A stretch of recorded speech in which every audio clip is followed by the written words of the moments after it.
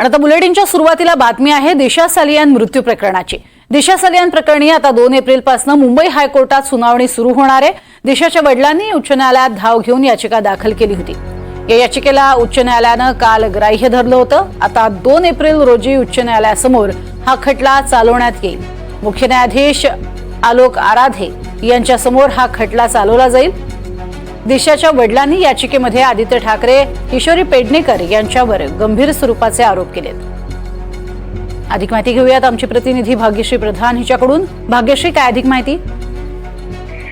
नक्कीच प्रज्ञा, 2 एप्रिल रोजी ही याचिका जी आहे ती कोर्टासमोर मांडली जाणार आहे आणि यामध्ये आदित्य ठाकरे आणि किशोरी पेडणेकर ज्या माजी महापौर होत्या त्यांच्यावर गंभीर आरोप जे आहेत ते दिशा सालियनचे वडील सतीश सालियन यांनी केलेले आहेत। खरं तर 5 वर्षापूर्वीचं हे प्रकरण आहे। त्यावेळेला दिशाच्या वडिलांनी एक वेगळं स्टेटमेंट दिलेलं होतं आणि पुन्हा 5 वर्षांनंतर ते वेगळं स्टेटमेंट देत आहेत। त्यामुळे या विषयाला अधिक वेगळं वळण मिळालेलं पाहायला मिळतंय प्रज्ञा।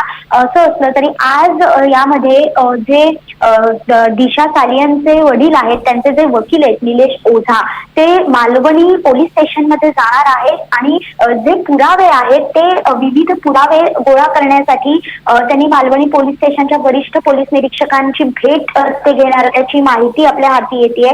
यामध्ये त्यांनी ज्या वेळेला त्यांनी हे आरोप केलेले आहेत याचिकेमध्ये दिशा सालियनच्या वडिलांनी त्याच्यामध्ये त्यांनी म्हटलेलं आहे की पुरावे नष्ट करण्याचा प्रयत्न केला गेला, आमच्यावर दबाव आणला गेला, आम्हाला नजर कैदीमध्ये ठेवण्यात आलं, अशा पद्धतीचे आरोप करण्यात आले होते। त्यानंतर ऍडव्होकेट निलेश ओझा आहेत त्यांनी देखील सांगितलं की एक स्टिंग ऑपरेशन करण्यात आलेलं आहे त्यांच्याकडे। त्यानंतर जे टॉवर लोकेशन आहेत आदित्य ठाकरेचे ते देखील मालवणी पोलीस स्टेशनकडे आहेत। असे जे विविध पुरावे जे आहेत ते घेण्यासाठी आज निलेश ओझा आणि त्यांची टीम मालवणी पोलीस स्टेशनमध्ये देखील पोहोचलेली आहे।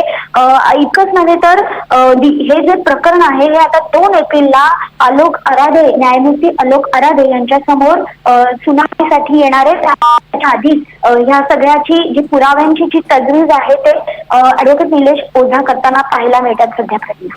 नक्कीच, सुरता धन्यवाद या संपूर्ण सविस्तर माहितीसाठी।